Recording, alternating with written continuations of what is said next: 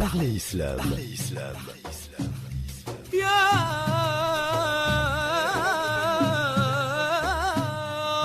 Parlez Islam, votre rendez-vous hebdomadaire pour répondre à vos questions, vos interrogations et vos doutes. Parlez Islam tous les vendredis de 19h à 21h, rediffusion le dimanche de 10h à midi. Naam, alors aujourd'hui nous avons, comme je vous ai dit tout à l'heure, l'honneur et le plaisir de recevoir dans nos studios notre frère Othman Chimera, qui nous a fait l'honneur de venir aujourd'hui. Comme nous recevrons tout à l'heure Cheikh Hassan Iqiyoussen, qui n'est pas encore là et qui est en train d'arriver d'une conférence. Donc peut-être donner à mon frère Othman la parole pour qu'il nous dise un petit mot de comment il voit les choses et de comment, parce que là c'est la première fois qu'il assiste à l'émission, et qu'est-ce qu'il voudrait dire, voilà. Alors, est-ce qu'il a tout ce qu'il faut il a un casque qui peut nous entendre? Oui, il a tout ce qu'il faut. Bien, parfait. J'ai tout ce qu'il faut. Salam alaikum. Wa alaikum salam wa rahmatullahi wa barakatuh. Que la paix soit sur chacune et chacun des frères, que ce soit en islam ou en humanité. Je suis très très honoré. Et ce n'est pas moi qui fais l'honneur, mais plutôt l'honneur est fait à moi d'être parmi vous ici. En compagnie d'une équipe professionnelle, je le confirme et je l'affirme, et en compagnie du cher Bajrafil, où j'ai eu plaisir à entendre son introduction. Je pense que c'est très important de rappeler les essentiels, surtout en un monde de crise où justement nous sommes en perte d'essentiel au profit du superficiel. L'essentiel, à savoir effectivement savoir d'où l'on vient, c'est mieux comprendre ce que l'on fait et aussi comprendre l'avenir que l'on veut construire ensemble. Et notamment la famille, le fait qu'on n'est pas tombé du ciel, que nous sommes nés et nous sommes le fruit d'amour, d'un amour entre nos parents qui nous ont donné de leur temps, de leur affection, de leurs dépenses, de leur être. Et c'est ce qui nous façonne. Et c'est souvent cet essentiel-là que l'on oublie. Et c'est cet oubli qui nous déconstruit. Donc encore une fois, je suis très très heureux d'être ici. Je ne me permettrai pas de faire des fatwas en présence de personnes savantes. En tous les cas, je serai avec les auditeurs, avec mes questionnements, avec mes éléments de réponse dus à mon expérience, parce que j'ai confiance en la qualité des personnes qui m'entourent et en la qualité de ces moments que nous allons passer ensemble. Que la paix soit sur vous encore une fois. Barakallahu fik wa ahsanallahu ilayk. On aura, Inch'Allah, l'occasion d'écouter notre frère et ami Cheikh Othman, et également Cheikh Hassan, qui devrait être parmi nous incessamment sous peu.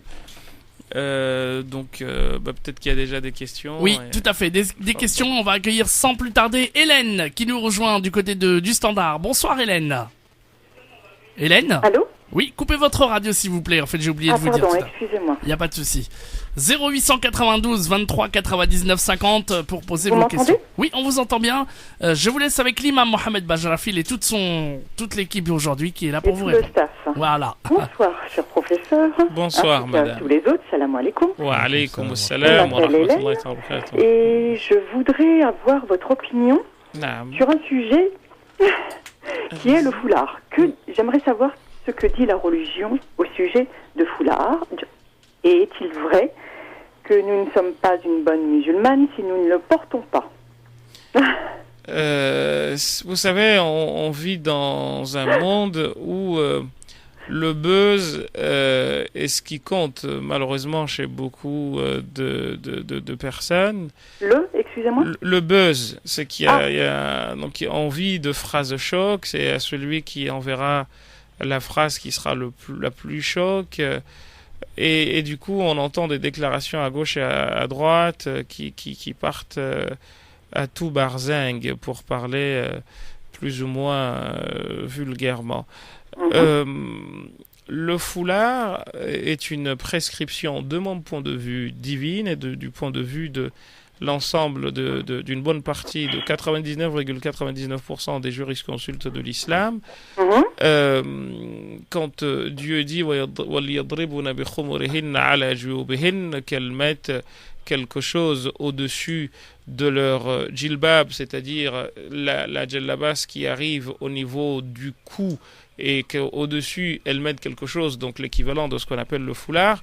De mon point de vue, cela est un acquis en islam, dans le sens où la femme, il lui est de son devoir, la femme musulmane, de protéger ses cheveux. Si cela est dit, il ne faut surtout pas que nous fassions du foulard le signe distinctif de la croyante et de la non-croyante, de celle qui obéit le plus à Allah subhanahu wa ta'ala et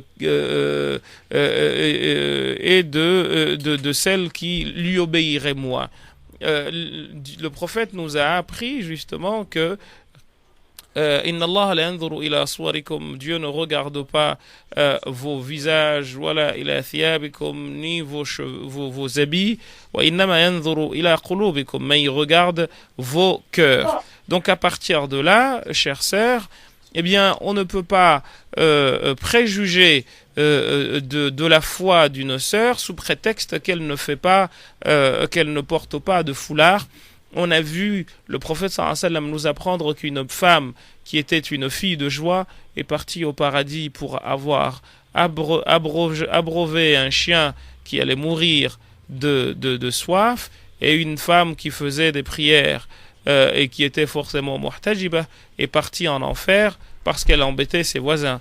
Donc l'aune à quoi on mesure la foi des gens ne peut pas être un tissu que l'on met sur la tête. Ceci étant, moi, je me battrai aussi longtemps que je le pourrai pour que celle qui n'a pas envie de porter le foulard ait la possibilité de ne pas le faire, et celle qui a envie de le porter, qu'elle puisse le faire, car la liberté ne peut pas se définir par le fait d'enlever un fichu de la tête. Vous êtes aussi libre de le porter que celle qui a également l'envie de le porter, parce que dans son esprit, sa quête de sens lui impose de porter cela. Donc vous n'êtes pas moins libre, mais vous n'êtes pas non plus libre. Il faut que les gens comprennent cette réalité-là. Donc vous n'êtes pas moins musulmane ni moins bonne pratiquante de l'islam si vous ne portez pas le foulard que celle qui le porte et qui, par exemple, le ment,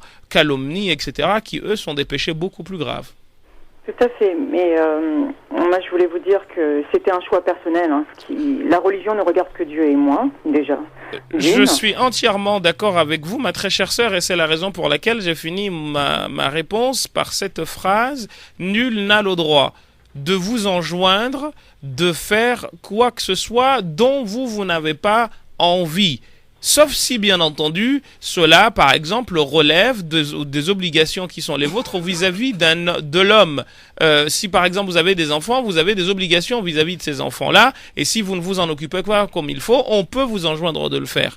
En revanche, ce qui vous lie à Dieu, je vous donne un exemple bien patent qui est dans le Coran. Quand le prophète a reçu l'ordre de faire la prière, et Dieu lui a dit « Wa'mur ahlaka bis-salati » enjoins à ta famille de faire la prière « Wastabir alayha » et montre-toi patient à l'endroit de ta famille, parce qu'il n'est pas dit que aussitôt que tu l'appelleras, elle répondra par « oui ». Alors qu'en est-il d'autre chose? Ce qui veut dire encore une fois que liberté est toujours laissée à la personne de faire ce que bon lui semble. Il ne faut surtout pas, chère sœur, et là je serai entièrement d'accord avec vous, que vous fassiez quoi que ce soit pour plaire à telle ou telle personne. Donc si c'est cela votre raisonnement, je vous dis continuez dans ce sens, n'agissez jamais en fonction du regard des autres, car demain vous n'aurez à répondre ni de ce que les autres ont dit, ni de ce qu'ils ont fait, mais plutôt exclusivement de ce que vous aurez fait et dit. Et là-dessus, le Coran est clair.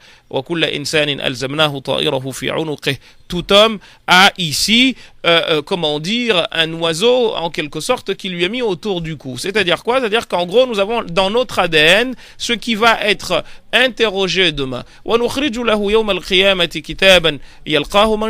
le jour du jugement, la personne va avoir tout ce qu'il a vécu ici. Donc son ADN que Dieu a mis en lui pour savoir qu'est-ce qu'il a fait, etc., va lui être ressorti le jour du jugement, et Dieu lui dira: Iqra kitabak, lis ton livre, kafa bi nafsika al-yawma alayka hasiba, il est ton seul juge. Ce jour-là, vous n'aurez ni père, ni mère, ni imam, ni je ne sais qui. Ne me suivez pas de ce que je viens de vous dire là, c'est pas une parole révélée, c'est ma compréhension des choses. C'est peut-être plein de bon sens, mais être plein de bon sens pour une phrase, c'est une chose, et avoir la vérité en est une autre. Donc, suivez ce que vous, veillez vraiment à votre liberté, car si Dieu voulait que vous ne soyez pas libre, il vous aurait imposé la foi. Or, il vous a donné la possibilité. On me dit, étant donné que je suis une femme d'âge mûr, qui est grand-mère, et que je fais la prière, qu'est-ce qu'on m'a dit?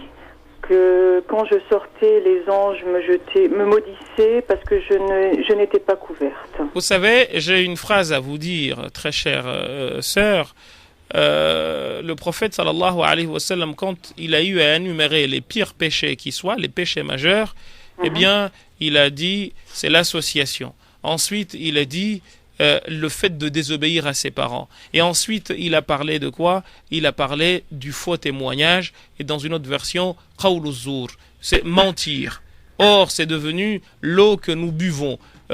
Montrer les gens du doigt, insulter les gens, tout cela c'est des choses beaucoup plus graves, et que parce que nous avons malheureusement une compréhension de l'islam qui est parfois assez biaisée, eh bien qu'est-ce qui se passe? Nous en venons à rendre difficile, à donner trop d'importance à ce qui n'est pas plus important, et moins d'importance à ce qui est véritablement important. Donc il se peut que les personnes qui vous disent cela, eh bien, soient des gens qui à côté font pire que le fait de ne pas porter le foulard. Donc si ces gens-là vous conseillent ou vous parlent, vous disent ce serait pas mal que vous fassiez comme ci et comme ça, dans un rapport non inquisitoire, je peux l'entendre. Mais si les gens vous disent, oui, vous n'êtes pas une bonne musulmane parce que vous ne portez pas comme ci et vous ne portez pas comme ça, Dieu nous a d'ailleurs interdit de nous sentir nous mieux. Il nous a dit, la tuzakku anfusakum, ne vous jetez pas des fleurs par rapport à la foi.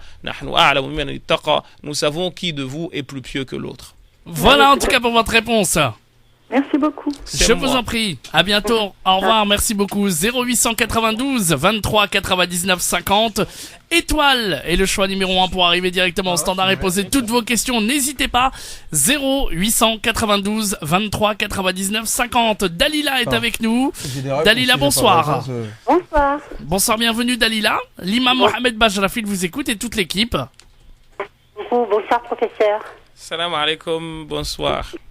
Je voulais vous poser une question. Voilà, j'ai 3 enfants moi aussi en bas âge.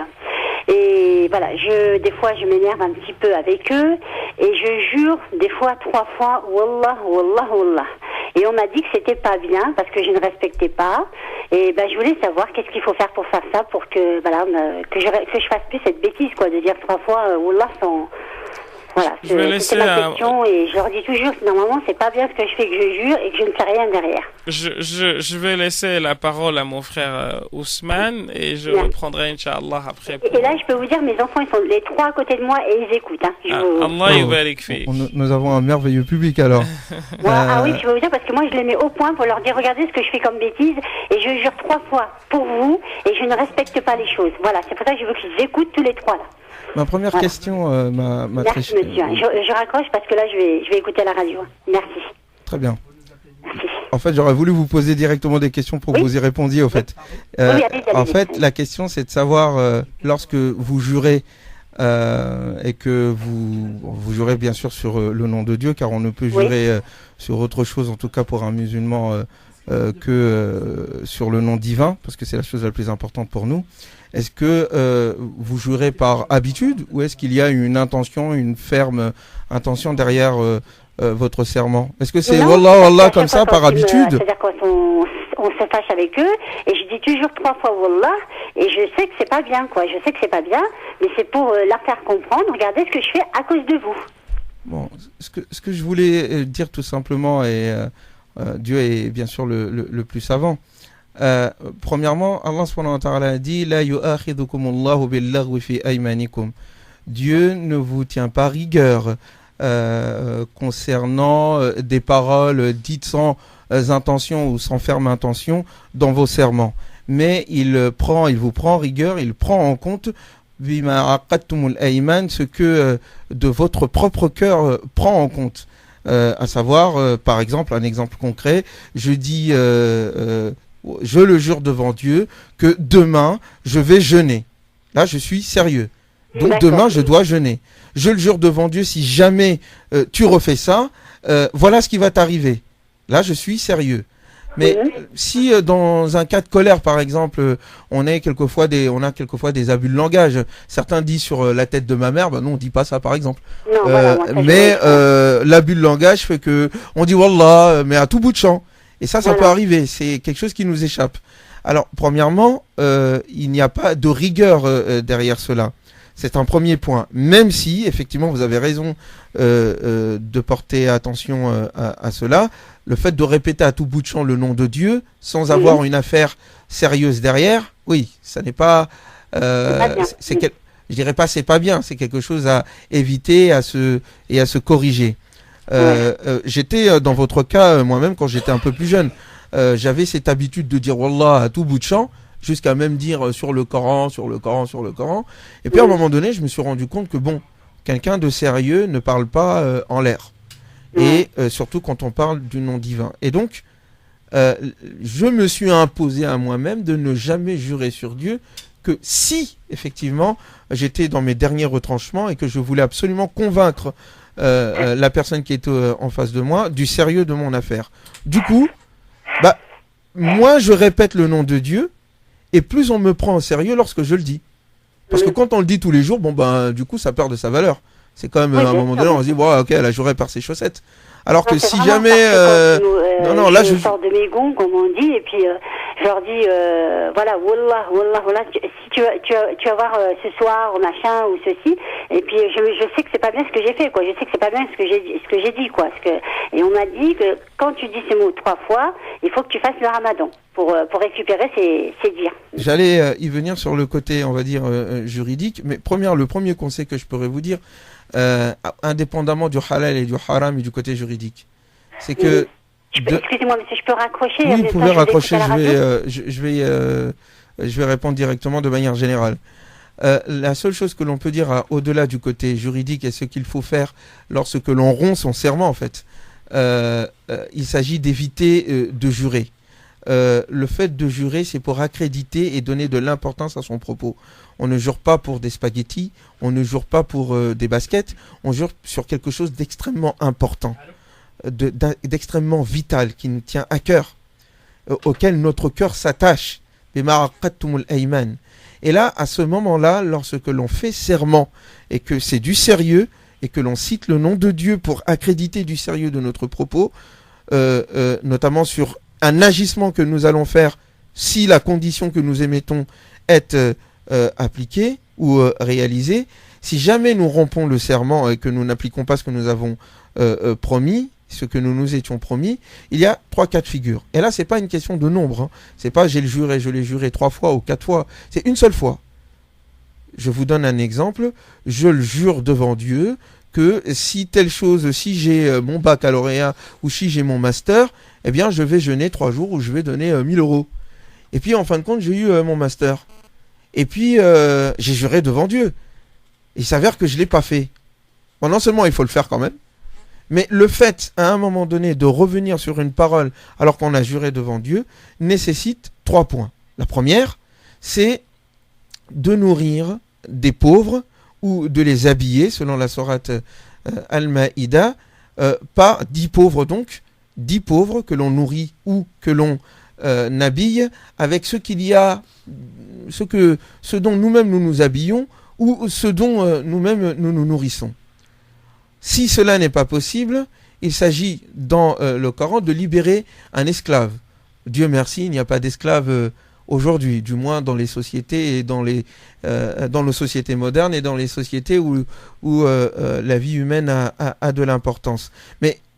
Et donc le Coran dit, et si, faman lam yajid, celui qui ne trouve pas donc, ni dit pauvre, ou n'a pas les moyens de nourrir, ou n'a pas les moyens d'habiller ces pauvres, ou n'a pas les moyens de libérer un esclave, je souligne donc qu'en islam, il est important de lutter contre l'esclavage et que c'est un principe, mais ce serait peut-être l'objet d'une autre intervention. Alors à ce moment-là, nous jeûnons 3 jours. C'est-à-dire, je ne peux pas nourrir et vêtir 10 pauvres, je ne peux pas libérer un esclave, et donc je jeûne 3 jours. Voilà ce qui permet de se libérer de l'obligation que nous impose le serment que nous faisons à nous-mêmes. Mais en règle générale, le nom de Dieu est sacré. C'est le nom du divin. C'est le nom qui donne sens à l'univers. Et ce qui donne sens à l'univers doit être utilisé pour donner du sens à l'important. Ce qui est futile ne peut pas être l'objet de serment, de même que l'univers n'est pas objet de futilité. Wallahu a'lam. Eh ben voilà, une réponse complète. Imam Mohamed Bajrafil, vous vouliez rajouter quelque chose par rapport à aller dans ce sens, et en effet ce qui vient d'être dit et le comportement à avoir sur le plan légal. Maintenant, il faut aller au-delà du simple légal pour intégrer cette fois-ci la sphère de l'éducation que vous donnez à vos enfants. Il l'a dit tout à l'heure, Othman, quand il a dit que on ne jure pas pour des spaghettis. C'est une question d'éducation. Il faut que quand vous dites le nom de Dieu, ce soit pour que l'enfant comprenne que c'est vraiment le dernier point. Mais si à chaque fois qu'il y en a un qui fait un mouvement à gauche et à droite, vous jurez, eh bien vous finissez par dévaluer ou par dévaloir la charge de ce nom sur lequel reposent les univers. Et c'est pour cette raison que le prophète sallallahu alayhi wa sallam ne jurait pas. Et il dit dans un hadith, thalathatun law kuntu halifan la halaftu biha. Il y a 3 choses par lesquelles, si j'étais quelqu'un qui jurait, j'aurais juré par elle. Donc ce hadith nous montre que le prophète sallallahu alayhi wa sallam ne jurait pas. Et l'imam Shafi'i a de ce point de vue-là développé un certain nombre de choses, dont une qui est que quelqu'un qui jure beaucoup, c'est quelqu'un qui souvent ment. Donc c'est même parmi les choses les plus répréhensibles en termes de comportement. Donc il faut éviter de dire comment dire à U et à Dia wallah manfa'ash. C'est pas quelque chose de bien et c'est pas donner une bonne éducation. Il faut encore une fois que quand on dit wallahi, c'est pour quelque chose de très sérieux, et d'ailleurs cela des fois se fait dans un cadre bien précis où c'est devant qadi, un juge, ou devant, selon bien entendu l'affaire en question. C'est quelque chose de très très très compliqué, de très complexe, donc il ne faut pas oublier le sérieux de ce qu'il y a derrière. Donc disons plutôt des choses très simples. Je te dis je ferai telle chose, ou je te promets, ou évitons surtout de jurer par Allah subhanahu wa ta'ala. Et si jurer par Allah le faire souvent est très déconseillé, voire interdit, alors jurer sur la tête de je ne sais qui, s'il l'a, ou sur les cheveux de je ne sais qui, ça c'est encore plus interdit. On entend même des gens maintenant, même de confession autre que musulmane, dire wallah. C'est vrai en plus. Parce que les jeunes le répètent à tout bout de champ. Cher imam Mohamed Bajrafil, ainsi que... Alors j'ai oublié, pardonnez, il faut que je note le... Ousmane Timera. Ousmane Timera, on a des appels au standard pour vous. 0892 23 99 50. On va accueillir une auditrice de Reims au téléphone. Salam alaikum, bonsoir madame. Bonsoir Medjed, bonsoir professeur, bonsoir à tous. Salam alaikum, bonsoir. Bonsoir. Voilà, j'ai une question à vous poser si vous permettez. J'aimerais savoir, est-ce que le mot Coran veut dire quelque chose? Si oui, qu'est-ce que ça signifie? Et j'aimerais savoir qu'est-ce que le Coran également. Parce qu'on trouve de tout dans le Coran. On trouve des sciences, on trouve de l'histoire, on trouve le passé, on trouve du présent, on trouve du passé, du futur également, pardon. On s'en sert pour les prières. Il y a des sourates qu'on doit dire. En même temps, ça signifie des choses. Et sincèrement, qu'est-ce que le Coran, s'il vous plaît? Merci. Naam, je vais peut-être laisser Othman, s'il se souvient de la question. Tu veux dire le Coran? Oui, il y a beaucoup de choses à dire là-dessus. On va essayer d'être bref parce qu'il y a beaucoup d'appels. Il y a de quoi faire un livre, voire des livres. Donc je le laisse. On va essayer d'être bref parce qu'effectivement, je pense il y a énormément d'à. Cher Badrafil aura des choses sans doute à rajouter, sachant effectivement que c'est un sujet qui mériterait une conférence. Voire des livres. Mais déjà, le mot Qur'an vient du mot qara'a, ou certains disent qarana, qui veut dire lecture. Et qarana veut dire le fait de relier. Et dans sa forme, Qur'an veut dire ce qui est continuellement lu. Et ce qui est continuellement aussi relié. Cette question est fort intéressante parce qu'effectivement, on utilise souvent des mots tels que islam, Iman, Qur'an, mais sans forcément comprendre pourquoi est-ce que Dieu a choisi ces mots-là et quel est le sens qu'il y a derrière. Alors, le Coran, un livre de 114 sourates, de 6200 et quelques signes, je dis signes et non pas versets, parce que c'est aussi une terminologie qu'il faut corriger, signe étant la traduction du mot ayah. Et le Coran contient donc des signes, des merveilles, des ayahs. Et le Coran utilise ce même terme-là pour désigner les éléments de la nature, qui sont autant de signes de la présence du divin. Donc le contenu du Coran, ce sont les signes qui renvoient aux signes de la nature et signes qui donnent une orientation à la vie des hommes, individuelle comme collective et civilisationnelle. Donc, effectivement, on dit que le Coran, de ce fait-là, est susceptible de contenir toute chose, non pas toute chose dans la quantité, mais toute chose dans la qualité. C'est-à-dire qu'il est tafsil li kulli shay'in. Il est l'explicitation. Il donne les moyens d'expliciter toute chose, de donner un sens à toute chose. C'est dans ce sens-là que nous disons que le Coran est complet et qu'il répond aux besoins de l'homme en tant qu'homme. S'il devient martien, c'est une autre affaire. Mais en tout cas, en tant qu'homme, il n'y a aucune question qui concerne le sens, le pourquoi de cette vie, auquel le Coran ne répond pas. Ensuite, effectivement, c'est une question, c'est une réponse extrêmement résumée. Mais en tout cas, le Coran est une lecture continue. C'est un livre qui se lit et qui est porté par des millions de personnes. C'est la raison pour laquelle il perdure et c'est la raison pour laquelle il est amené, non pas à dire le passé, mais à dire beaucoup sur notre présent et à éclairer notre futur. Bien. Eh bien écoutez, merci en tout cas pour cette réponse. 0892 23 99 50. Messieurs, nous allons accueillir une auditrice de Reims, qui souhaite rester anonyme, et dont on taira donc l'identité et qui nous appelle et qui est avec nous. Bonsoir madame, bonsoir ma sœur. Oui, salam alaikum à tous. Je m'excuse pour l'anonymat, mais la question est un peu délicate. J'ai préféré effectivement observer l'anonymat. En fait, ma question concerne un problème personnel. On va dire que je suis mariée et depuis il y a 3 mois, on a rencontré malheureusement un gros problème avec mon époux, un problème familial qui nous est arrivé de personnes extérieures de sa famille. Sur cela, mon mari a décidé de demander le divorce oralement, d'accord. Donc cette situation a duré pendant 2 mois. Donc bien entendu pendant 2 mois, j'ai fait plus ou moins ce qui était tout en mes pouvoirs pour essayer de le contredire dans cette décision, puisque clairement pas justifié, enfin pas du tout de situation de divorce, quoi. Sans rentrer dans le détail, on est mariés depuis 4 ans. Depuis 4 ans, on vivait paisiblement. Voilà. Toujours est-il que suite à ça, donc ça a duré 2 mois. Il n'en démordait pas. Suite à ça, bon, la situation était invivable. Imaginez 2 personnes sous le même toit sans se parler. Donc suite à ça, on s'est séparés. Pour être tout à fait honnête, c'est moi qui ai demandé à mon mari de quitter le domicile parce que c'était plus possible.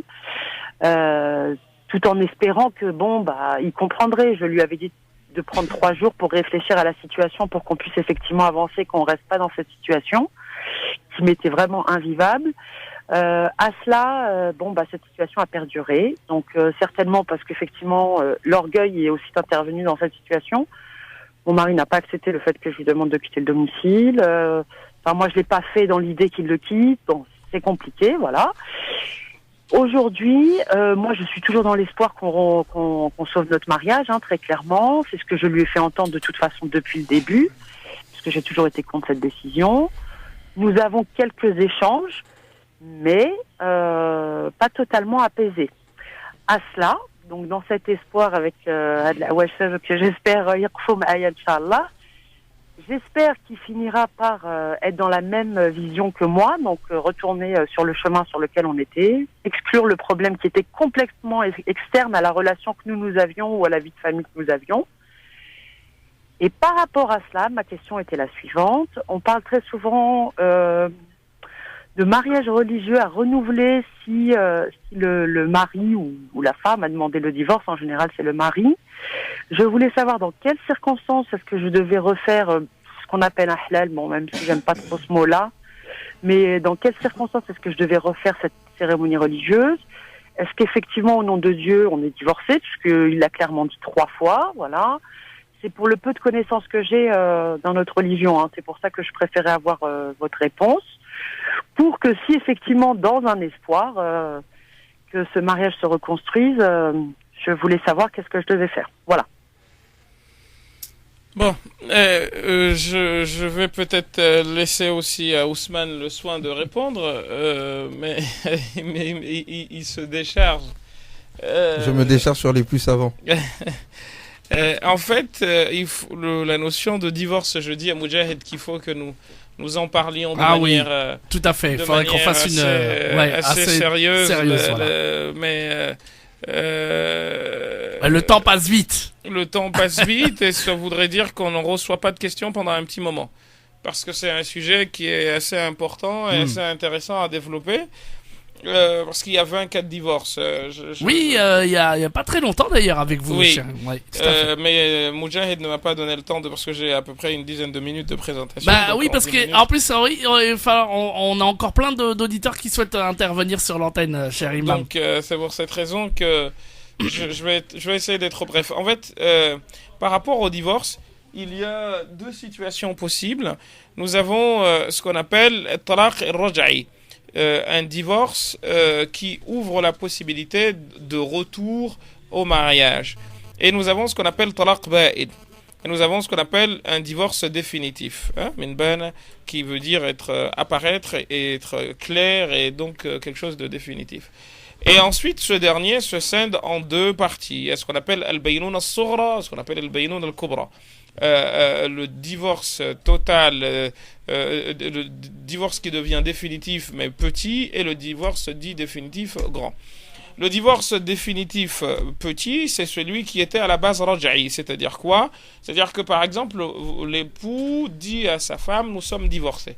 Et il lui aurait donné une période de 3 mois, pendant laquelle, si il n'y a pas de contact physique entre l'homme et la femme, eh bien, ce qui était un divorce se transforme en 3.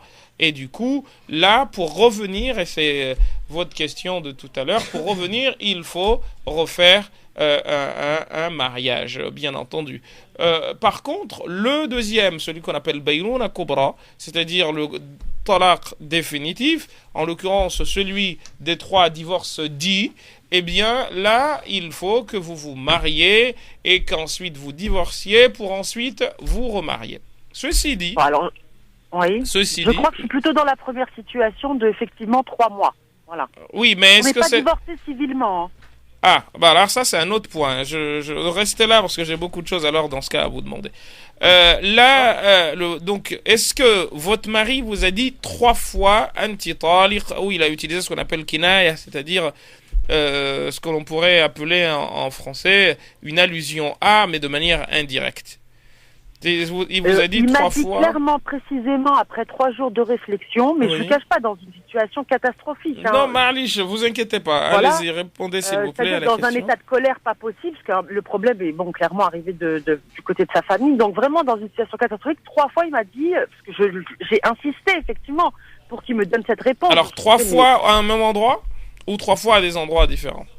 Ah non, 3 fois autour d'un café, tlac, tlac, tlac.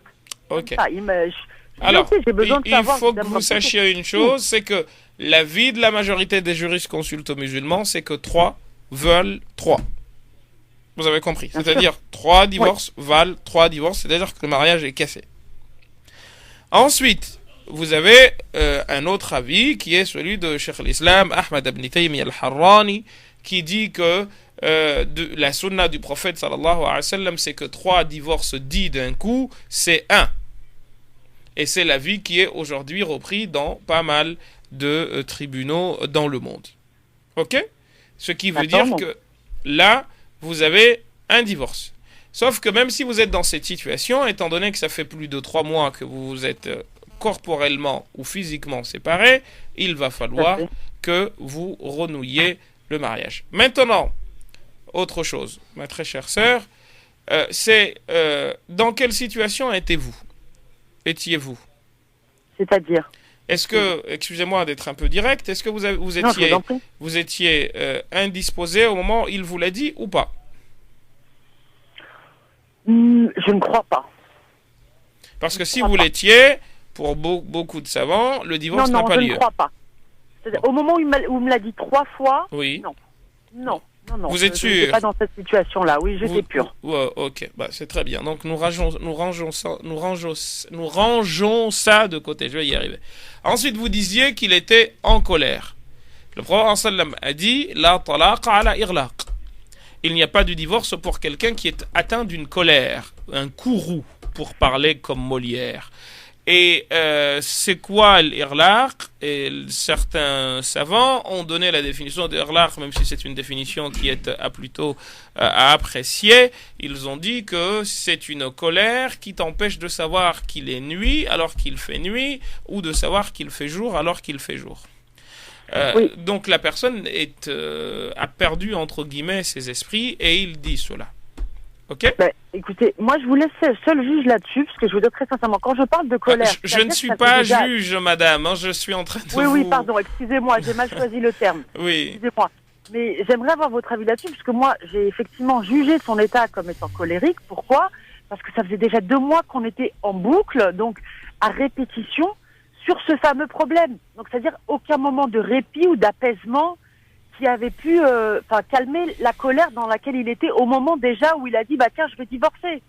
Vous voyez ce que je veux dire? Oui, alors attendez, c'est pour cette raison que c'est une question qui est très sensible. Moi, mon but n'est pas que vous rompiez déjà d'une. Le but, c'est que vous... N'en doute pas une seconde. Exactement. Le but, c'est de vous trouver des solutions pour que vous refondiez votre foyer, notamment si vous avez des enfants, etc. derrière. L'autre cas, c'est qu'il y a certains fuqaha, certains jurisconsultes musulmans de l'école shafi'ite et certains de l'école ja'farite, pour lesquels ce qui a été fait par écrit ne peut pas être rompu autrement que par écrit. Ils vont plus loin, ils disent, comme au moment de se marier, il y avait des témoins, le divorce prononcé hors témoin n'a pas lieu. C'est pour ça que c'est un thème très intéressant que j'aimerais un jour pouvoir aborder. Mais si Cheikh Moujahid veut bien entendu m'en donner l'occasion. Et comment? Mais là, je vous ai donné, si vous voulez. Je vous ai donné tout un ensemble d'éléments à partir desquels vous devriez pouvoir jauger votre situation. Mais il y a beaucoup de choses à dire. Il y a l'avis d'un monsieur qui s'appelait Ata ibn Abi Rabah, pour lequel un homme qui est considéré comme sa fille, son divorce ne passe pas. Et là, on rentrerait dans... Il faudrait que je connaisse votre mari pour savoir comment il est, qui il est, etc., pour pouvoir ensuite vous répondre. Donc, il y a beaucoup de paramètres à prendre en compte. Sachez qu'il y a possibilité que votre mariage se renoue. En tout cas, dans votre situation à vous, étant donné que vous n'avez pas été divorcé comme vous avez été... c'est un mariage civil. C'est un mariage civil. Il faut que ça passe au civil pour que ça se termine, encore une fois, parce que là, c'est quelque chose de rédigé. En tout cas, c'est un avis qui existe chez beaucoup de jurisconsultes, dont des jurisconsultes shafi'ites. Voilà, en tout cas, pour votre réponse. Je vous remercie beaucoup pour ces premiers éléments de réponse. Oui. Juste une question, mais très simple. En fait, moi, dans le doute, très sincèrement, et dans l'espoir que tout s'arrange, je préférerais refaire ce qu'on appelle dbiha. C'est là-dessus que j'ai un problème. C'est-à-dire, dans le doute, je préfère le faire. Vous voyez ce que je veux dire? Mais c'est pour cette raison que je vous dis... Mais ma question, c'est, est-ce que je peux faire juste une dbiha comme ça, ou une smil, comme on fait quand on se marie religieusement? Non, c'est pas une obligation. Parce que là, dans votre cas, si vous étiez dans le cas de, justement, vous êtes dans le cas de ce qu'on appelle le baynoun as-sughra, en prenant l'avis de Cheikh l'Islam Ibn Taymiyyah, encore une fois, pas l'avis de la majorité, parce que pour la majorité, il n'y a plus de mariage. Mais pour l'avis d'Ibn Taymiyyah, vous faites justement ce qu'on appelle, vous refaites un mariage, et vous n'avez pas besoin de vous remarier pour ensuite vous divorcer et pouvoir vous remettre avec votre mari. D'accord. Mais écoutez, en tout cas, je vous remercie beaucoup et très sincèrement pour ces éléments de réponse. C'est moi qui vous Mais comme vous dites qu'il y a tellement de choses à dire, ma question est la suivante. Est-ce qu'on a une possibilité de vous joindre autrement? Puisque effectivement, le temps n'est pas donné. Dans ma mosquée, ma très chère sœur. D'accord. Et c'est laquelle, votre mosquée? Je vous cache pas que d'habitude, c'est la première fois que je vous entends. Ivry-sur-Seine. Ivry-sur-Seine. Oui, entre Marne Ah oui, mais elle est à Reims, elle est en province. C'est ça, hein? Non, je suis pas en province, je suis à Paris, mais j'avais... À Paris, pardon. Je avec une autre auditrice, Ouais, d'accord, excusez-moi. À Paris, alors c'est sur Ivry, les jeudis et les dimanches. C'est pas évident des fois de nous avoir, mais on essayera. C'est possible par téléphone? Par téléphone, il n'y a pas encore de ligne fixe à la mosquée, donc par téléphone, c'est un peu compliqué. D'accord, donc en fait, il faut se déplacer sans rendez-vous. Voilà. Ivry-sur-Seine, il n'y en a qu'une seule mosquée? Il n'y en a qu'une seule. C'est pas grave. Écoutez, merci beaucoup et je m'excuse d'avoir monopolisé ce temps sur l'antenne qui, je sens bien, est précieux. Allez, merci à tous et bon encore une courage fois, à vous et on vous souhaite une bonne réconciliation. Alaikum salam. Merci beaucoup. Merci à vous, madame. Au revoir. Vos appels en direct au standard au 0892 23 99 50 étoiles et le choix numéro 1 pour arriver au standard. Alors, on va accueillir une auditrice cette fois-ci, une auditrice qui nous vient... alors, elle est où cette auditrice? Elle est là. Allô, bonjour. Elle va couper sa radio, ça serait bien. Allô? C'est une auditrice que j'ai rappelée d'ailleurs, attendez. Allô? Bon, alors, elle nous entend pas. Elle nous entend... Allô? Allô? Voilà, c'est à vous. Bonsoir, quel est votre prénom? Mon prénom, c'est Samira. Samira, voilà, c'est ça. Samira, soyez la bienvenue. Toute l'équipe vous écoute pour votre question. En fait, je voulais appeler, comment ça s'appelle, la radio, pour passer à l'antenne. Vous êtes à l'antenne, madame, on vous écoute. En fait, je sais pas trop quoi dire. Je sais pas quoi dire. Vous aviez une question à poser à nos deux chers frères qui sont là? En fait, je souhaiterais me marier, mais je trouve personne qui veut se marier avec moi, en fait. On va faire un dua pour vous, qu'Allah subhanahu wa ta'ala vous facilite ce qui est bon pour vous, Inch'Allah, et vous envoie un prince qui sera charmant, Inch'Allah, et qu'il vous permette de fonder un foyer et que vous ayez tout le bonheur du monde, Inch'Allah. C'est la pire des choses que nous puissions vous souhaiter. Voilà. Barakallahu fik. Et en cette période qui arrive de Ramadan, qu'Allah subhanahu wa ta'ala vous trouve un mari qui saura bien prendre soin de vous, vous aimer, vous chérir et que vous chérirez, Inch'Allah. Et vous êtes dans quelle région? Moi, je suis Vitry-sur-Seine. Vitry-sur-Seine. Bon, en tout cas, vraiment, on souhaite plein de bonnes choses. Et puis, n'hésitez pas à nous appeler à la radio pour vous changer les idées, pour tout ce que vous voulez. Moujahid, il n'a pas une agence matrimoniale. Non, malheureusement. Et puis, c'est pas le thème aujourd'hui, de toute façon. Merci beaucoup, en tout cas, madame. Il n'y a pas de problème. Je suis pas madame, je suis mademoiselle. Mademoiselle, oui, pardon. Salam alaikum. Alaikum salam. Qu'Allah يفرج إن شاء الله. Salam alaikum, barakallahu fik. 0892 23 99 50 étoiles et le choix numéro 1. On poursuit avec une autre auditrice en ligne. Allô, bonsoir madame, bienvenue. Bonsoir. Bonsoir. Merci. Bonsoir à tous. Alors j'ai une petite question concernant les intentions. Je sais que c'est un point fondamental dans l'islam et j'ai un problème en fait, c'est personnel. Je suis souvent en conflit avec mon esprit et mon cœur. Donc c'est très difficile. Je fais la prière, je crois en Dieu et Mohammed sallallahu alayhi wa sallam. Et c'est très difficile. Il y a toujours par des moments où j'ai des fortes colères dans mon cœur et je me bats. En fait, je me bats constamment. Parfois, ça va s'atténuer. Donc, malgré, je demande quand je fais mes prières, je demande que mon cœur soit apaisé afin de pouvoir enfin vivre tranquillement et sereinement. Et je sais pertinemment que les intentions prévalent sur beaucoup de choses, sur d'autres races. On peut aider, mais si l'intention n'y est pas, voilà, ça compte pas. Je laisse Othman répondre un peu et moi je reviendrai après, Inch'Allah. Inch'Allah. Oui, salam alaikum, ici, on ne peut que vous accompagner et essayer non pas de répondre exactement à votre question, parce qu'il n'y a de science infuse que pour Dieu, mais en tous les cas, de peut-être vous donner des éléments de parole qui pourraient dénouer le nœud qui se trouve en votre cœur. Premièrement, je crois que ce dont vous parlez, je ne sais pas si le mot est exact, est-ce qu'on peut parler d'intention? Parce qu'au fond, moi je pense que vous parliez plutôt de sentiment. L'intention, c'est par exemple, je vais faire la prière. J'essaie de comprendre, de dissocier. Est-ce une intention ou un sentiment, ne serait-ce que par la colère, l'instant présent, enfin, un sentiment lié à une situation présente ou. J'irai même plus loin. Je pense que vous parlez plus d'émotion. Probablement. Je suis dans l'incertitude et donc j'aimerais trouver des réponses et pouvoir avancer. Je sais que quand je lis le Coran ou des hadiths, tout ça m'apaise. Quand je récite, je dis pas que j'ai une connaissance, loin de là. Enfin, j'essaie de m'informer au mieux et au plus précis, au plus juste. Et ça m'apaise et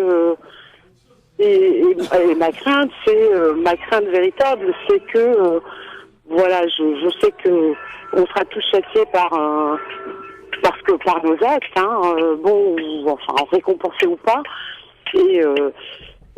Alors, on va vous répondre rapidement parce que malheureusement on a très peu de temps. Alors, allez-y. Ce que je vous dis tout simplement, parce qu'il n'y a pas vraiment de. Voilà, j'ai pas des réponses concrètes à vous donner, parce que là, c'est de plus de l'ordre de votre intime, de votre relation à vous-même. Mais en tous les cas, d'après les propos que j'entends, et vous êtes, d'après ce que je comprends, dans un état de trouble, et vous n'arrivez pas à définir la raison d'être de ce trouble, et en même temps dans une tension, ou en tout cas dans un questionnement quant au devenir de vos actions, parce que vous aviez dit tout à l'heure que éventuellement on sera châtié ou récompensé ou pas par ces actions. Premièrement, sachez tout d'abord que nous avons la chance d'avoir un Dieu. Et ce Dieu, il est miséricordieux. Je pense qu'il faut avoir, c'est l'élément premier qu'il faut garder en soi, que Dieu est bon, que Dieu est miséricordieux, qu'au fond, la miséricorde divine est 1 milliard de fois plus intense que ce que nous pouvons imaginer. Je crois que c'est incommensurable, on ne peut pas se rendre compte. Et il faut partir de ce côté positif. Et deuxièmement, quand on a ça en soi, alors c'est facile de le dire, il faut le goûter. C'est comme si je vous parlais d'une orange et que vous n'avez jamais goûté l'orange. Mais je vais essayer de vous en parler en espérant que vous allez le goûter. Mais que partir du principe que Dieu est bon, que c'est un cadeau qu'il vous a fait en vous faisant musulmane, en vous mettant en bonne santé et surtout en étant dans l'environnement dans lequel j'entends en ce moment, vous avez des enfants, en tout cas j'entends des enfants derrière, c'est autant de bienfaits, c'est-à-dire avoir sur la vie un regard positif, avoir sur la vie le regard que c'est un cadeau du divin, premièrement. Deuxièmement, avoir la certitude que quelles que soient les erreurs que nous pouvons faire, et moi le premier j'en ai plein sur le dos, et je demande à Allah subhanahu wa ta'ala de nous pardonner tous, mais c'est de se dire que quelle que soit l'énormité de son erreur ou de ses manques, la miséricorde divine est plus grande. Parce que Dieu est grand. Dieu est plus grand. C'est pour ça que nous disons à chaque prière Allahu Akbar. Dieu est plus grand. Il est plus grand que moi. Il est plus grand que moi dans sa bonté. Il est plus grand que moi dans son pardon. Il est plus grand que tout ce que je peux imaginer dans ses dons. Et c'est ce regard qu'il faut d'abord et avant tout avoir. Et le reste suivra. Ça ne veut pas dire qu'on vivra, que vous pouvez vivre sans épreuve. La vie est une épreuve. Et l'épreuve est une preuve d'amour. C'est vraiment. L'épreuve est une preuve d'amour. C'est la preuve que Dieu vous aime et qu'il a confiance en vous. Et qu'il vous accorde une intention dans le sens où, de même que l'on met de l'or dans le feu, dans les flammes de l'épreuve, afin d'en sortir la qualité, de même que Dieu éprouve ses serviteurs et ses servantes, afin de sortir la qualité de son âme. Vous êtes une femme de qualité. Bien, j'espère qu'elle aura entendu, en tout cas, elle avait beaucoup de bruit autour d'elle et on espère en tout cas qu'elle aura entendu cette réponse. On va revenir d'ici quelques instants pour la suite et fin de l'émission Parler Islam sur France Maghreb 2, 0892 23 99 50, étoile et le choix numéro 1, on revient très vite sur France Maghreb 2.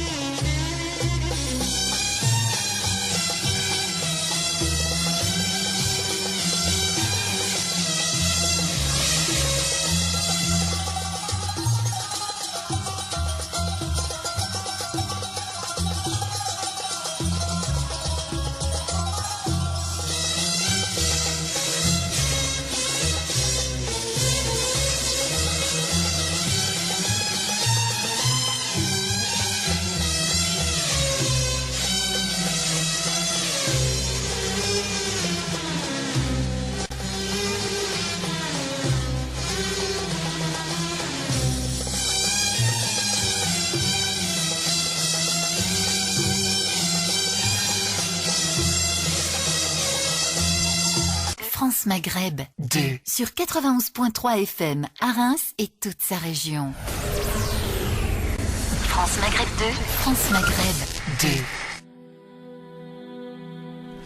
2. Merci de nous rejoindre sur France Maghreb 2, l'émission Parler Islam, bien entendu avec l'imam Mohamed Bajrafil sur France Maghreb 2 et bien entendu son invité aussi qui est là, Monsieur Ousmane, qui est là évidemment avec nous et qui va recevoir un deuxième invité dans un instant pour une deuxième partie d'émission. C'est bien ça si j'ai bien suivi ce qu'on m'a dit. Très bien. Il est déjà là.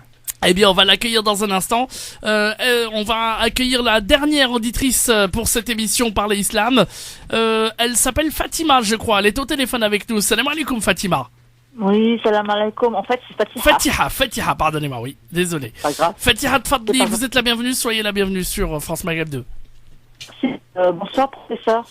Salam alaikum, Fatah Allahu alayki ya Fatiha. Salam alaikum. Bon, en fait, je voulais poser une question. Sur l'homme et la femme dans la religion, parce que j'ai pas beaucoup de connaissances aussi. Et en fait, on vous entend très mal, très cher sœur. Ouais, ça coupe, Fatiha, oui. Ah, je disais que je voulais poser une question sur le droit entre l'homme et la femme dans la religion musulmane, dans le Coran, en fait.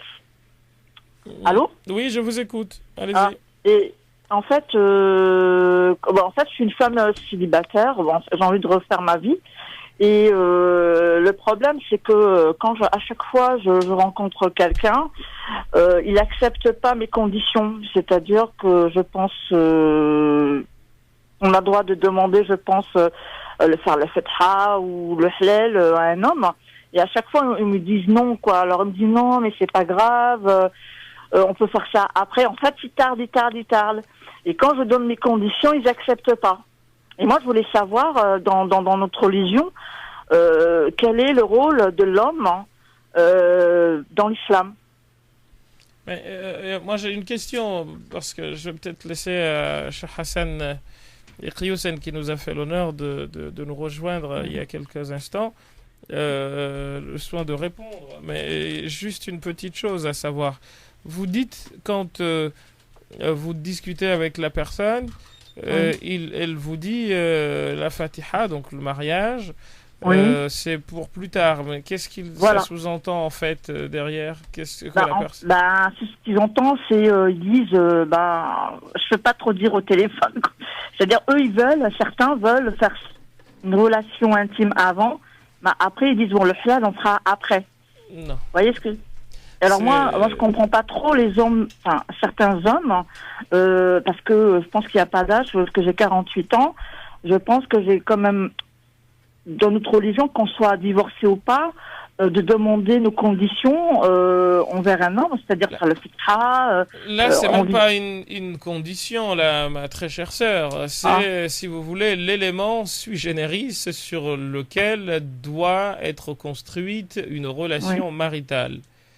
Quand Dieu nous parle des relations hommes-femmes, il nous dit وَأَخَذْنَا مِنْكُمْ مِيثَاقًا غَلِيظًا. Les femmes ont pris auprès des hommes un contrat lourd. Et cela, bien entendu, par la législation, ou plutôt par les prescriptions divines. Et le prophète sallallahu alayhi wa sallam nous a dit dans un hadith وَأَحْلَلْتُمْ فُرُوجَهُنَّ لِلَّهِ. Et vous êtes légitimés leurs intimités pour Allah. Donc, c'est des charlots, les gens qui vous disent cela, c'est des gens religieusement malhonnêtes. Donc, c'est même pas une condition, c'est avec un homme tant qu'il n'y a pas le mariage. Haram, il n'y a pas, en islam, c'est interdit. C'est ce que j'ai dit. C'est ce que j'ai dit à ces personnes-là. J'ai dit, moi, j'accepte pas. Alors, on me dit, oui, mais vous avez... Enfin, toi, je dis, t'as 48 ans, quand même, tu es une femme indépendante, blablabla. Indépendance ne veut pas dire insoumission à Dieu, madame. Il faut leur dire que vous êtes libre, mais vous êtes surtout... vous êtes libre et, en même temps... observatrice des prescriptions de votre religion. C'est ce que je dis. Et ça ne vous rend pas moins libre, madame. C'est vous faites de votre corps ce dont vous avez envie, et en l'occurrence, vous leur dites que ma religion exige que avant, parce que c'est censé aussi être la religion de la personne qui vient vous demander cela, mais quand les gens bafouent ce qu'ils savent, parce que c'est parce que en fait ils veulent abuser de votre de votre gentillesse, et ils se disent et celle-là elle connaît rien du tout à l'islam, mais vous savez c'est une règle que l'on dit tout le temps aux gens, plus c'est louche, moins c'est musulman. Retenez cette définition. D'accord. Plus c'est louche, plus c'est loin de l'islam. Il n'y a rien de louche dans l'islam. C'est la religion de la raison et de la normalité par excellence. Un point, un trait. Donc, cela comme autre chose, les gens qui viennent arnaquer les autres, qui leur disent, surtout les femmes, on va vous faire ruqya, et qui touchent les femmes, comme c'est des catastrophes, c'est des charlatans. Il faut leur dire d'aller soit se faire soigner dans des asiles psychiatriques, soit aller jouer ailleurs. Mais malheureusement, professeur, je vous dis, il y en a pas mal, quoi. Il y en a beaucoup, et c'est pas évident, quoi. Vous savez, autrefois, les loups, de vrais loups, habitaient la forêt. Aujourd'hui, les villes sont habitées par des loups humains. Et comme disait Ibn al-Marzabani, qui a écrit dans les années 300 un livre qu'il a intitulé Tafdil al-Kilab ala kathir min ballabis al-thiyab, le fait qu'il y a des chiens qui sont supérieurs et qui sont même mieux que ceux qui portent des habits. Et on en a la preuve aujourd'hui. D'accord. J'espère un jour je vais rencontrer un homme. Voilà, vous faites partie de la deuxième personne qui les a appelés aujourd'hui. Qui nous respecte. Oui, voilà, parce que c'est pas évident. Et c'est quelqu'un au fond qui vous respecte pas comme vous êtes. C'est quelqu'un qui vous respecte et qui vous aime véritablement pour ce que vous êtes. Et bien, comme on dit dans le proverbe, dans le poème arabe, ta'asil ilaha wa taz'umu hubbahu, tu désobéis à Dieu tout en prétendant l'aimer. هذا قياس هذا محال في القياس بديع. C'est quelque chose d'impossible logiquement. كان حبك لله صادقا, si ton amour pour Dieu était véritable, أطعته, tu lui aurais obéi. إن المحب لمن يحب مطيع, car quiconque aime se trouve obéissant à celui qu'il dit aimer. Donc si la personne vous aime, ne vous inquiétez pas. On dit que l'amour rend aveugle, et j'ose tenter une phrase, ce n'est pas ce qui est beau qu'on aime, mais c'est ce qu'on aime qui est beau. Donc si la personne vous aime comme vous êtes... Mais nous, les femmes divorcées, on a quand même le droit de... Enfin, moi, ce que moi, je les ai entendus, on m'a dit, on n'a pas le droit de refaire sa vie, on n'a pas le droit de faire le fait. Ah bon? C'est un mensonge, madame. Je vous assure que... Et vous avez même en droit musulman quelque chose de beaucoup plus intéressant et beaucoup plus important, c'est que vous n'avez même pas besoin pour vous marier de l'avis d'un père ou d'un frère. Donc c'est vous-même qui vous mariez. Et, Inch'Allah, on va laisser la parole à Cheikh Hassan Iqiyoussen parce qu'il est là. J'espère avoir répondu à votre question. Retenez la phrase. Plus c'est louche, plus c'est loin de l'islam. D'accord. Voilà, Fatiha. Merci beaucoup et à bientôt, Fatiha. Au revoir, merci. Assalamu alaikum. Alaykoum salam. Salam wa rahmatullahi ta'ala wa barakatuh. Alors, on va une pause technique et on revient d'ici quelques instants avec la suite sur France Maghreb 2 de l'émission Parler Islam.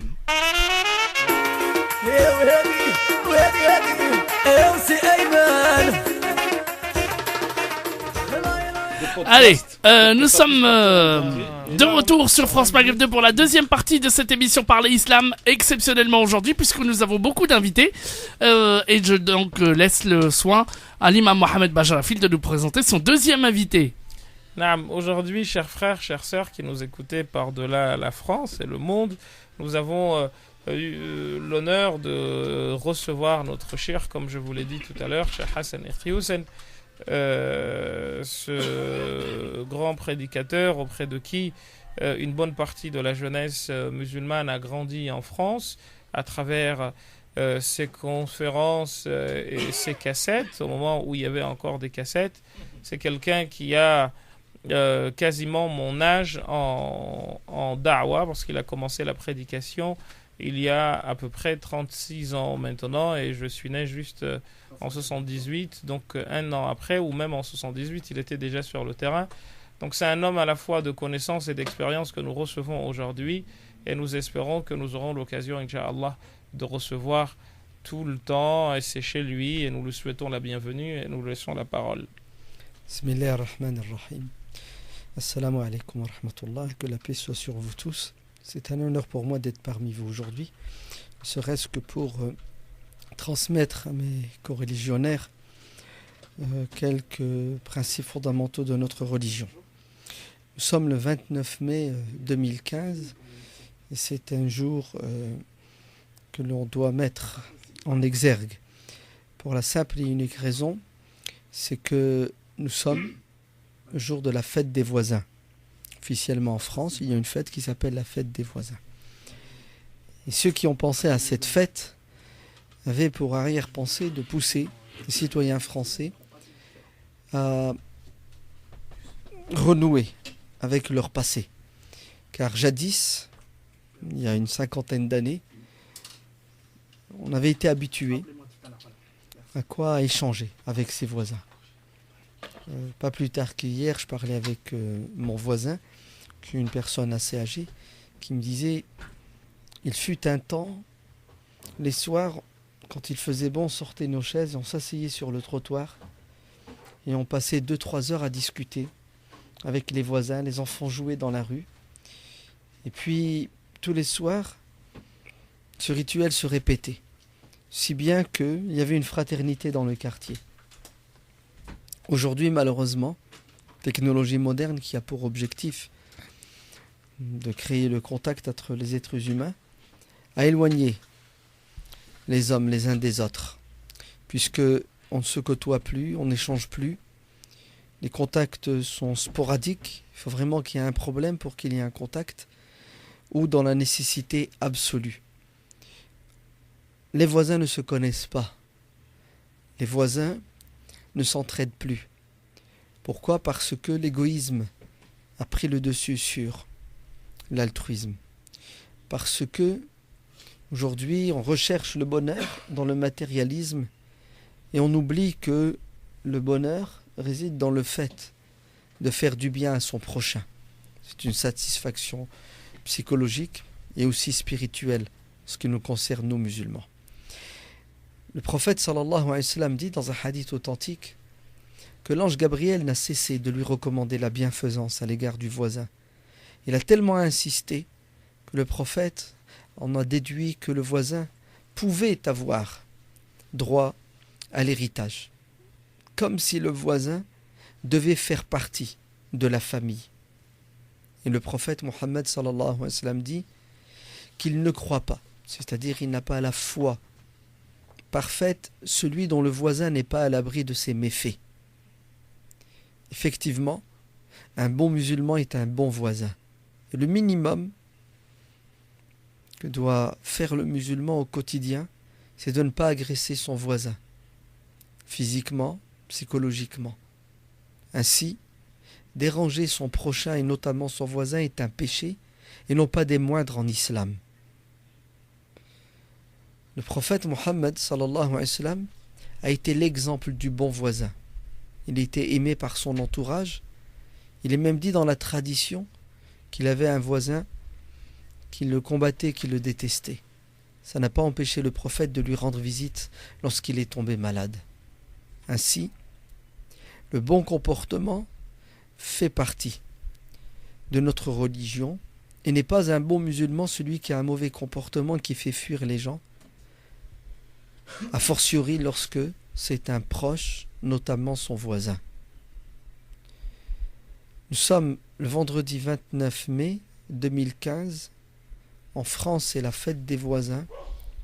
Et malheureusement, beaucoup de gens sont inconscients de l'importance du voisinage. Notre pays va mal parce que les gens se côtoient sans faire connaissance. Et un pays où les gens se côtoient sans faire connaissance est un pays qui développe la suspicion chez tout un chacun. Ainsi Dieu nous dit dans le Coran « وَجَعَلْنَاكُمْ شُعُوبًا وَقَبَائِلَ لِتَعَارَفُوا » Certes, il y a des différences et des divergences entre les êtres humains, mais elles ne doivent pas être des barrières. Il faut passer au-dessus de ces obstacles. Et l'obstacle des obstacles, c'est la méconnaissance de son prochain. C'est pour cela Dieu nous donne la solution. Il doit y avoir entre les êtres humains des échanges, des relations, ce qu'on appelle en arabe ta'aruf. L'objectif de ce verset du Coran, c'est d'inciter le musulman à faire le pas vers l'autre afin qu'il y ait une entreconnaissance, c'est-à-dire un dialogue qui a pour objectif de découvrir son prochain avec non pas ses différences, mais aussi les points de convergence. Si les gens faisaient le pas les uns vers les autres, croyez-moi que beaucoup de malentendus disparaîtraient. Et la suspicion et la crispation n'existeraient plus. Et le verset est clair. Faites connaissance mutuellement pour pouvoir vous rendre service.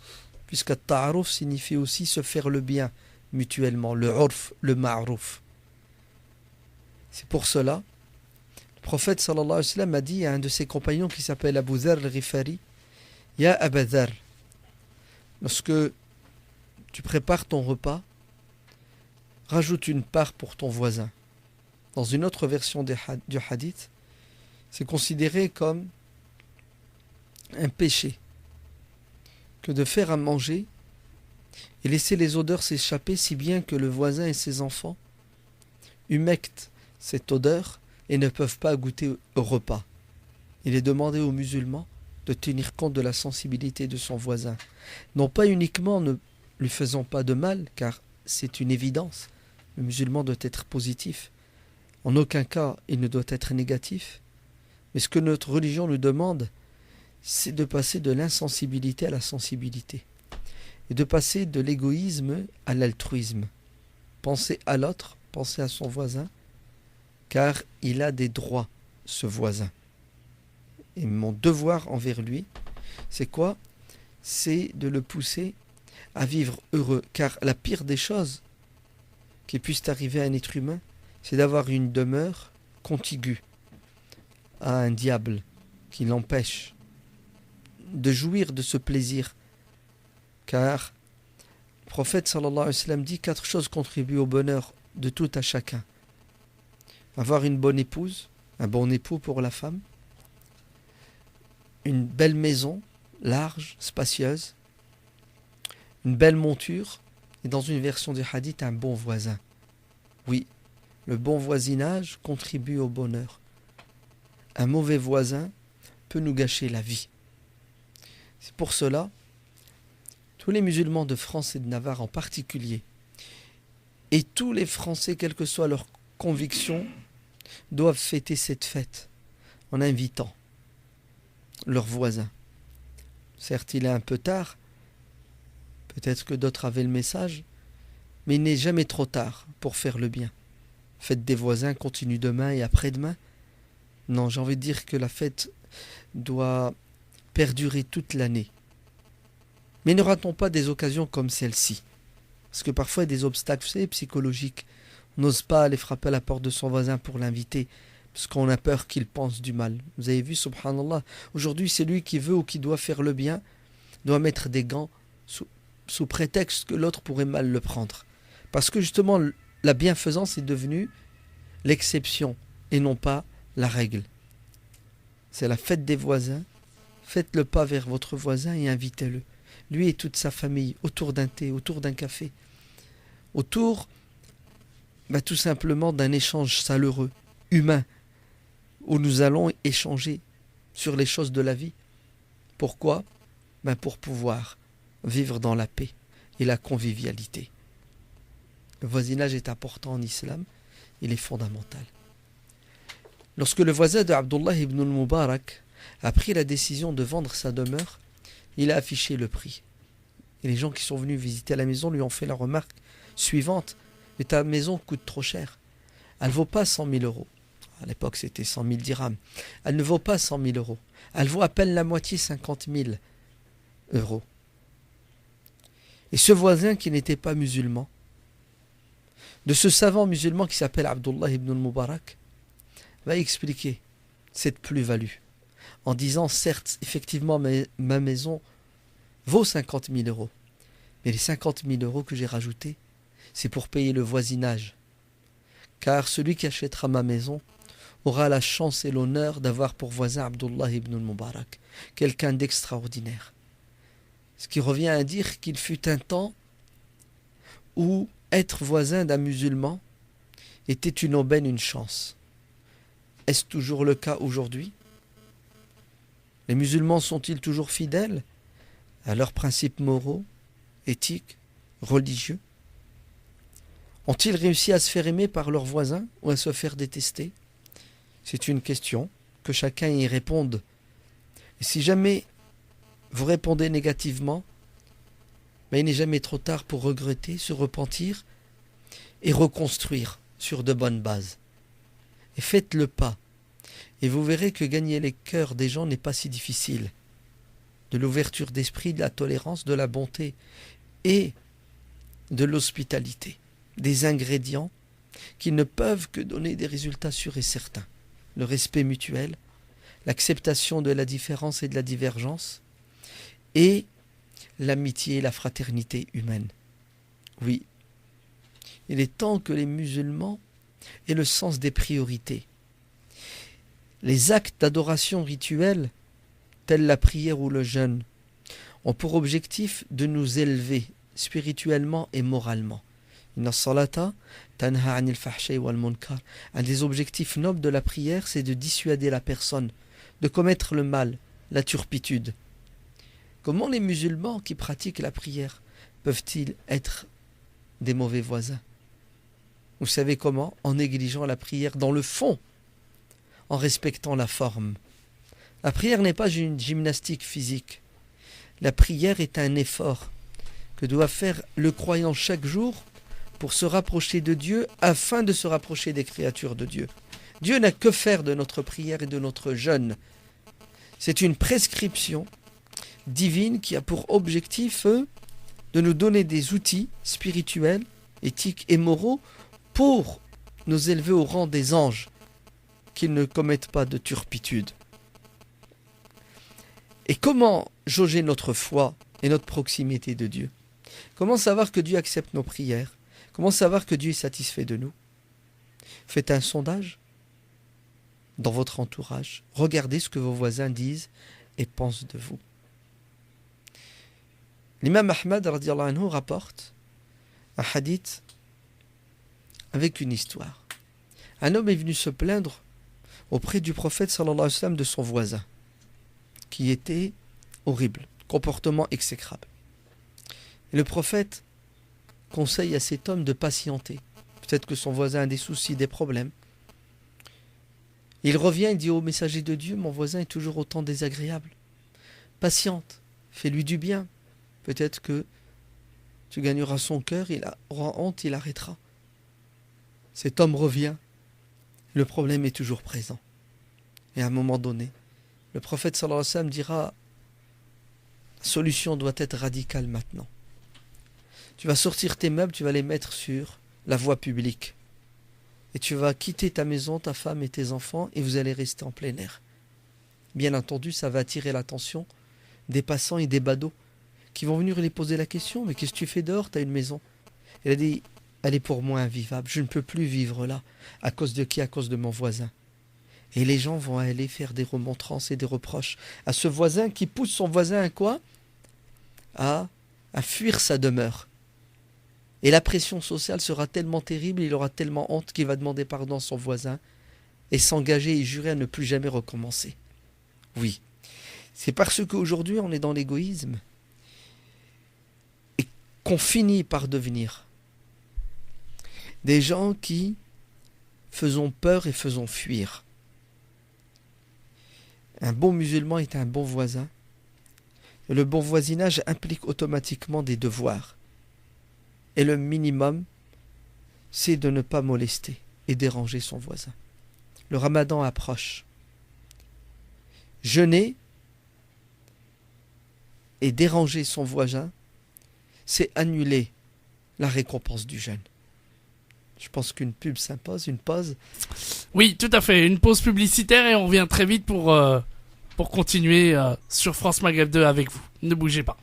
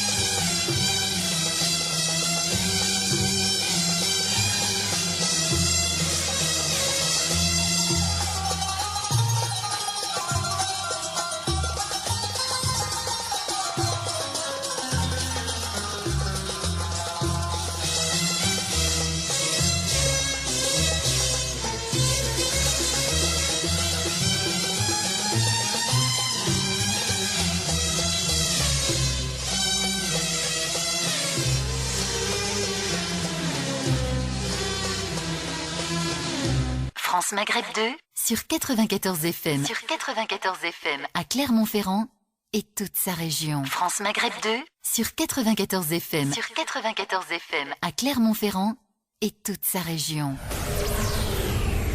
France Maghreb 2, France Maghreb 2. Allez, bienvenue sur France Maghreb 2, nous sommes de retour et nous sommes très bien entendus avec l'imam Mohamed Bajrafil évidemment qui est toujours là.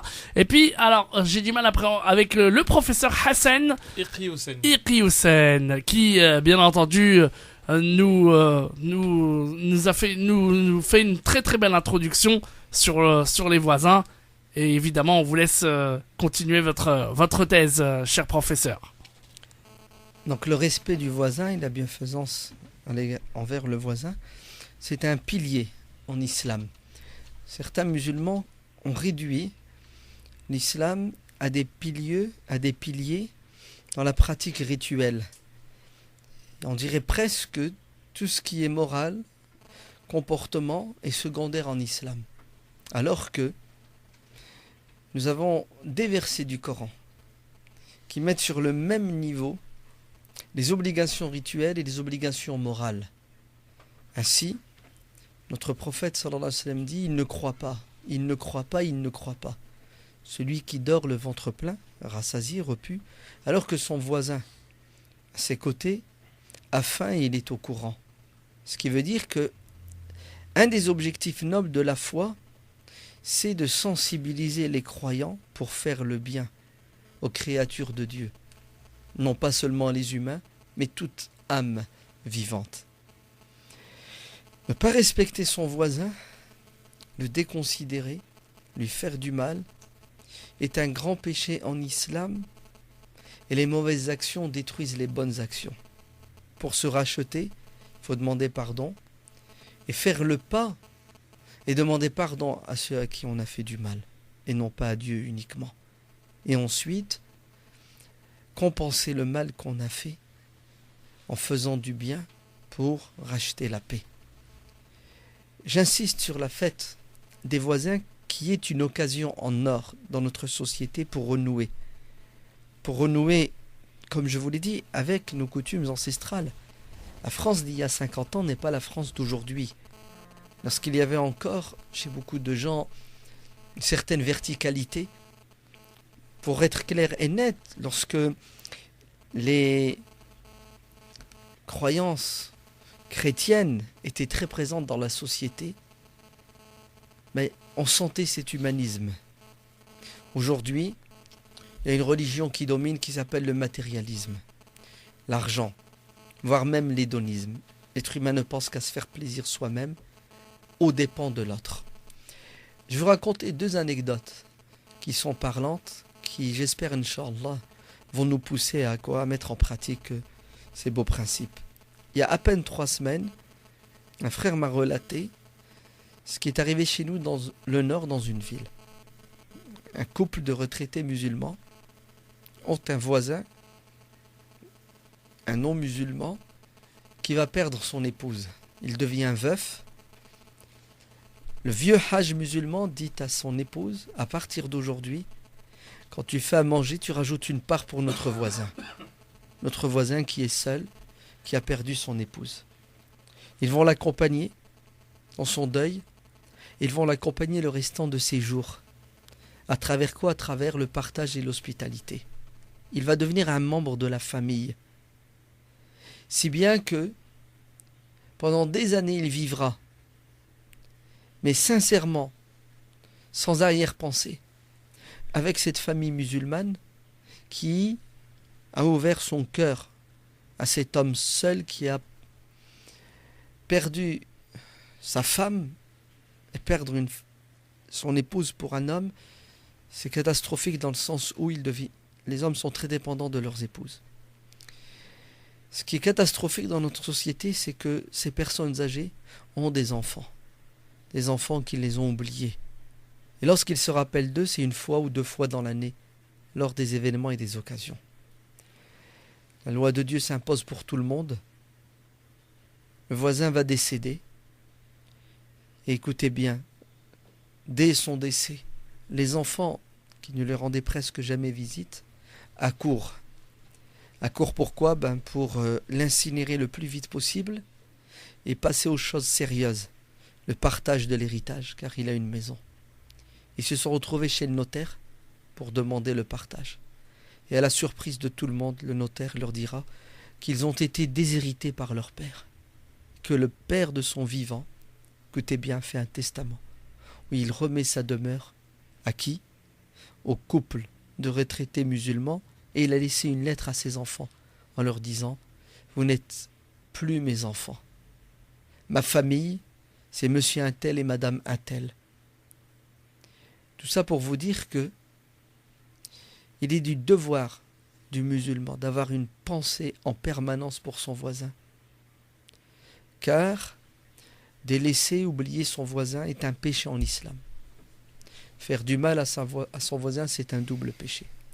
La deuxième anecdote que je vais vous raconter, sans intermédiaire, je l'ai entendue.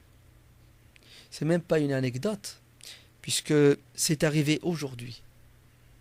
C'est arrivé il y a quelques heures. J'ai prié dans une mosquée, la prière de l'Jumu'ah. J'ai fait le sermon du vendredi. Et à la fin de mon sermon, j'ai rappelé aux gens l'importance du voisinage et je les ai incités. À quoi? À faire la fête des voisins. À inviter aujourd'hui, demain et après-demain leurs voisins. Et écoutez bien ce qui va m'arriver. La prière est terminée. Quelqu'un frappe à la porte de la mosquée. Vous savez qui est-ce? Un voisin de la mosquée.